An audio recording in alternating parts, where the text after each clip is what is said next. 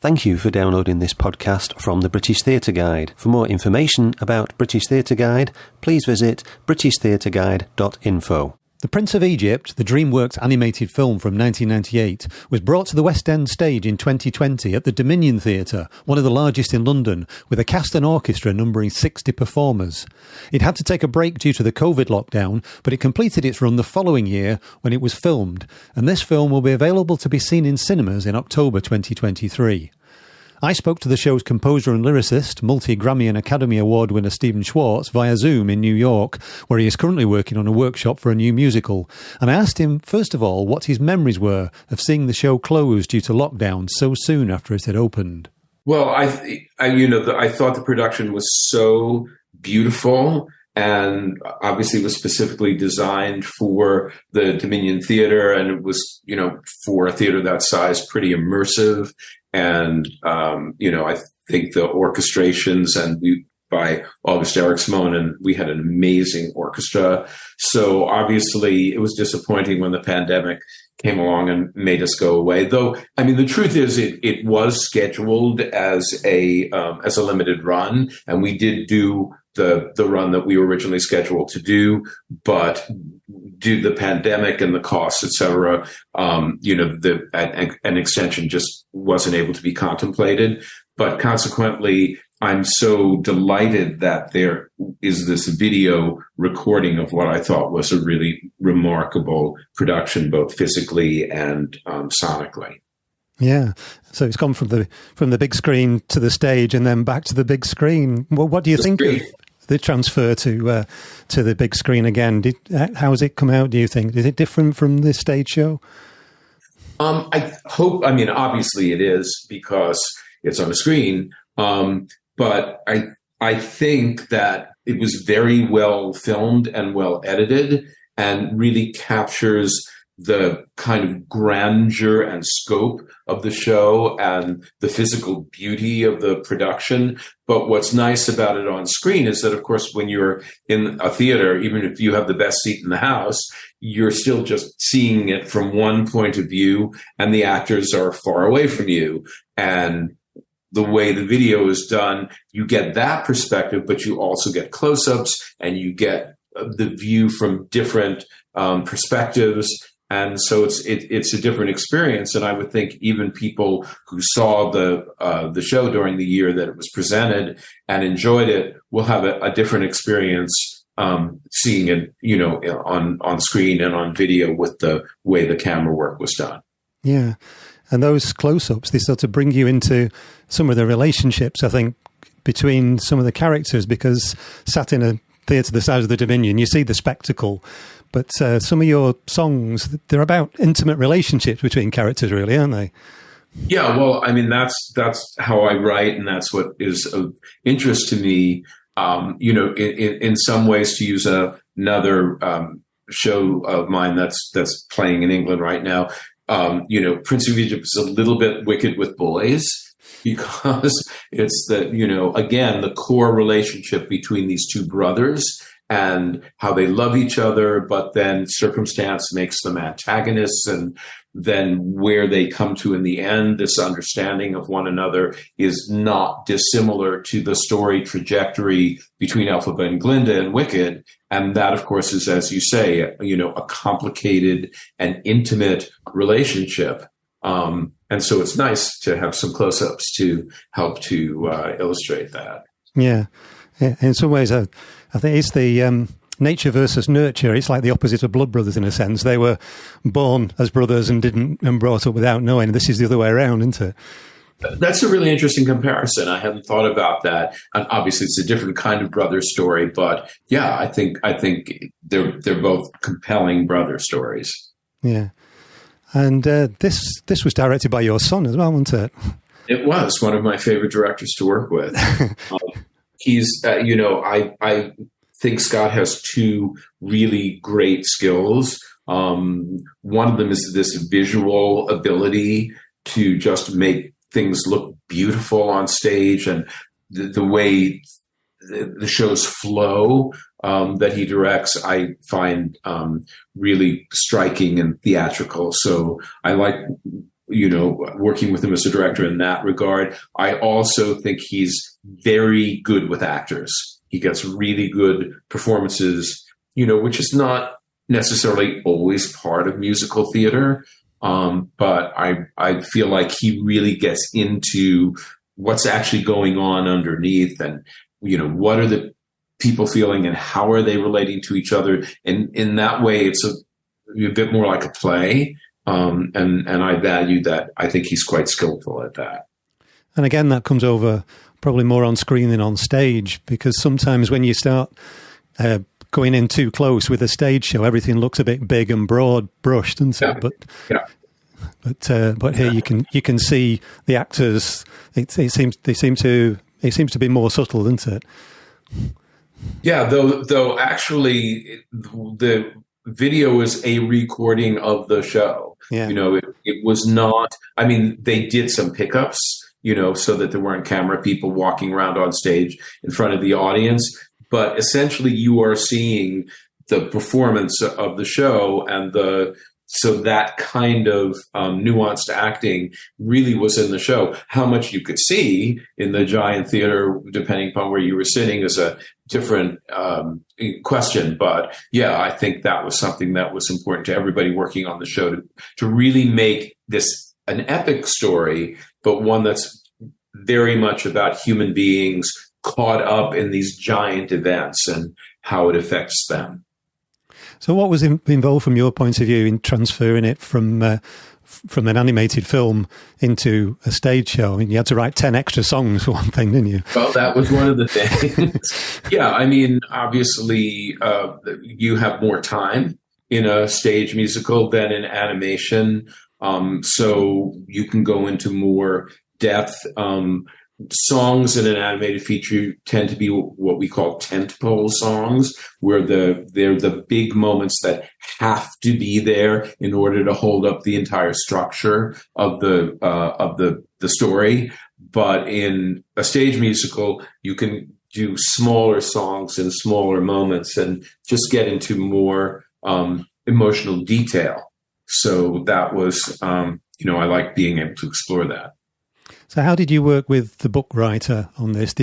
Were you originally given a story that, or a book that you had to put songs in, or you had to musicalize some parts, or was it more collaborative? It's much, much more collaborative. I never worked that way where someone just hands me a script and says, write some songs for this. I mean, obviously in the development of the animated feature, I was involved all through the creation of that story and how we were going to tell it.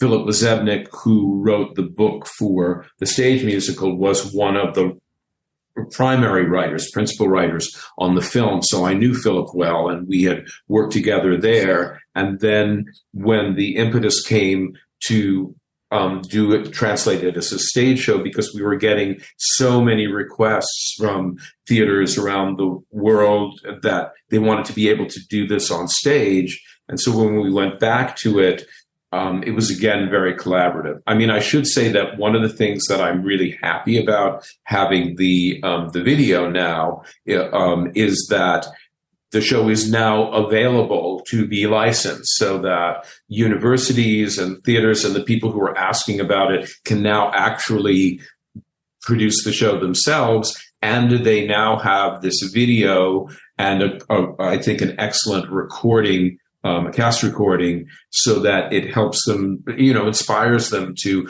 this is, here are some ideas we could maybe use. And so that's another, I think, real value of having this video.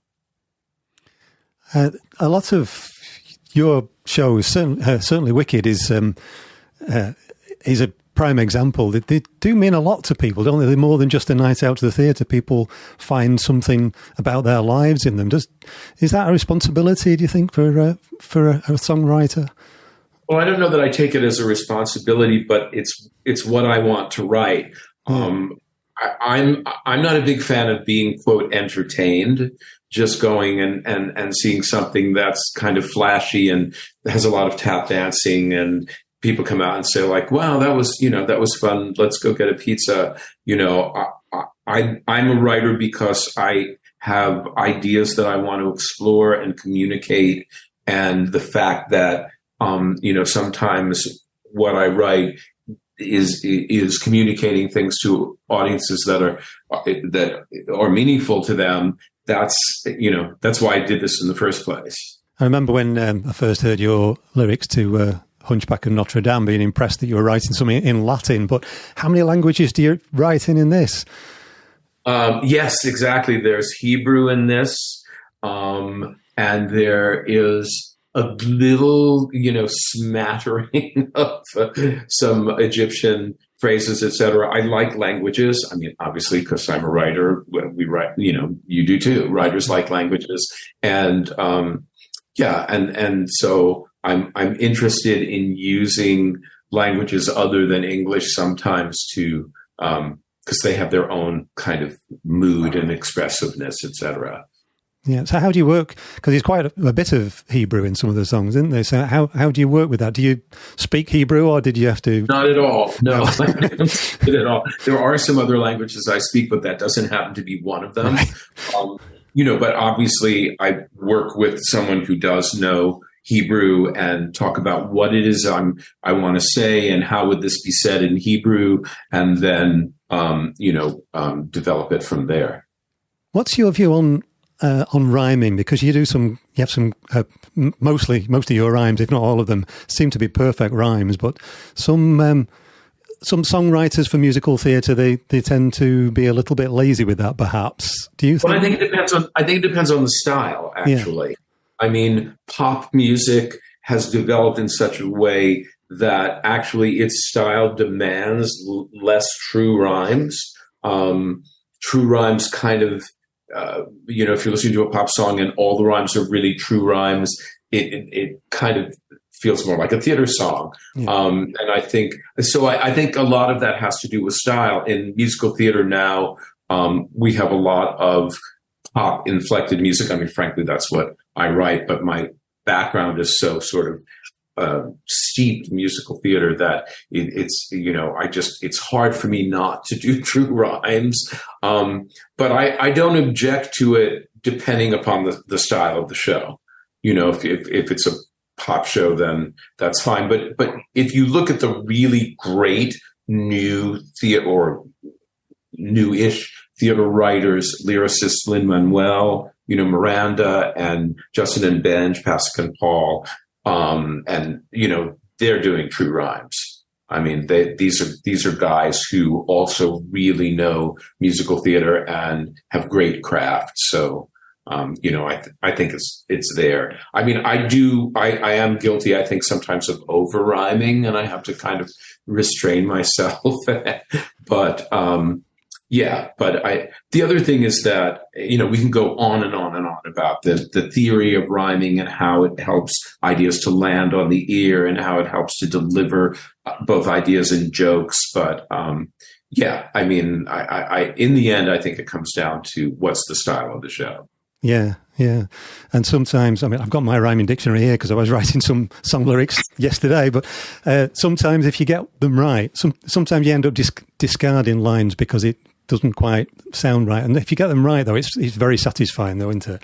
I agree. But of course, there's an artificiality to it that if it feels forced or it feels predictable, then, you'd be better off not rhyming. But I have seen whole shows where nothing rhymes. Yeah. Great Comet. I don't know if you had it over there, but it was a show I liked very much here with the score by Dave Malloy. And he deliberately didn't rhyme anything in the entire show.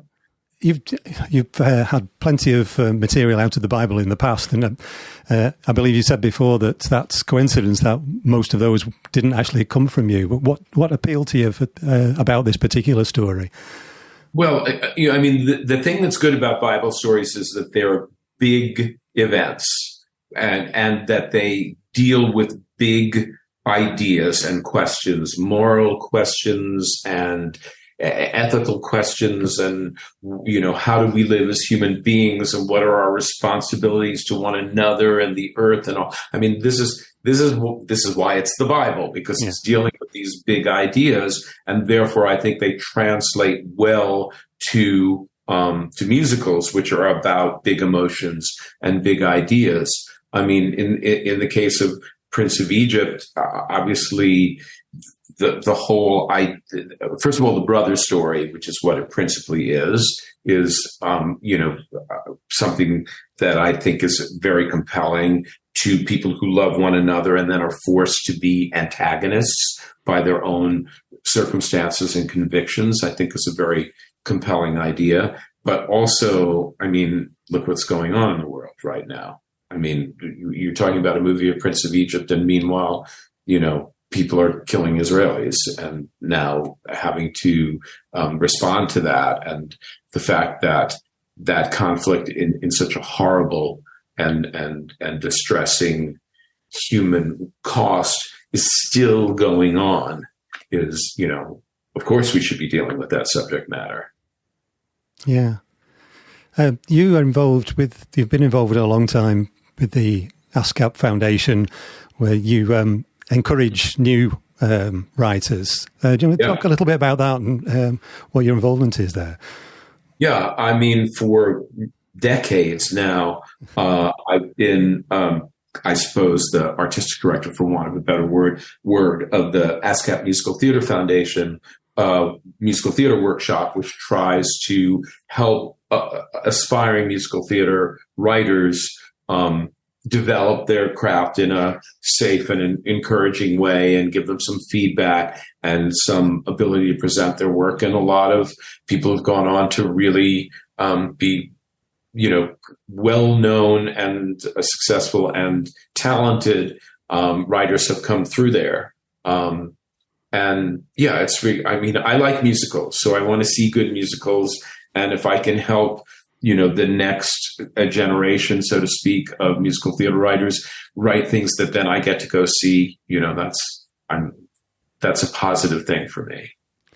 Do you think that teaching has had any effect on the way you write? 100%. There's a line from King and I, a lyric from King and I, where the teacher in there says, when you become a teacher by your pupils, you'll be taught. Yeah. And I feel like it's greatly affected how I write. I mean, for one thing, it's made me aware of sloppiness in my own writing. And, maybe we'll do something and then look at it and think, oh, I would never let someone in one of the ASCAP workshops get away with this. I just better do this better. So who are the new musical writers that we should watch out for? Well, I mean, we already cited some of them. I mean, you have a very talented team, who did Six recently, and I think are very skilled musical theater writers. I know they have new work that they're, creating now. And, I mean, it's such a long list. I don't really know whom to cite, but, it's exciting that a new generation is coming up. We already talked about, Justin and Benj and Lin-Manuel and Tom Kitten, they're sort of like now, I guess, the generation before this new generation, but, people come along and still want to do this cockamamie profession and tell stories with people singing their thoughts and feelings. And so I think there's more awareness of craft on the part of some writers coming up, which is exciting because it means their work will be, that much more skillful. That was Stephen Schwartz, composer and lyricist for The Prince of Egypt, which will be released in selected cinemas across the UK and internationally on the 19th and 22nd of October 2023 by Trafalgar Releasing. Tickets are on sale at theprinceofegyptmusicalfilm.com. If you want to know more about Stephen Schwartz, his own website, stephenschwartz.com, is packed with information about him and his work, including lots of questions from fans that he has answered personally. You've been listening to a podcast from British Theatre Guide. For more information, please visit britishtheatreguide.info.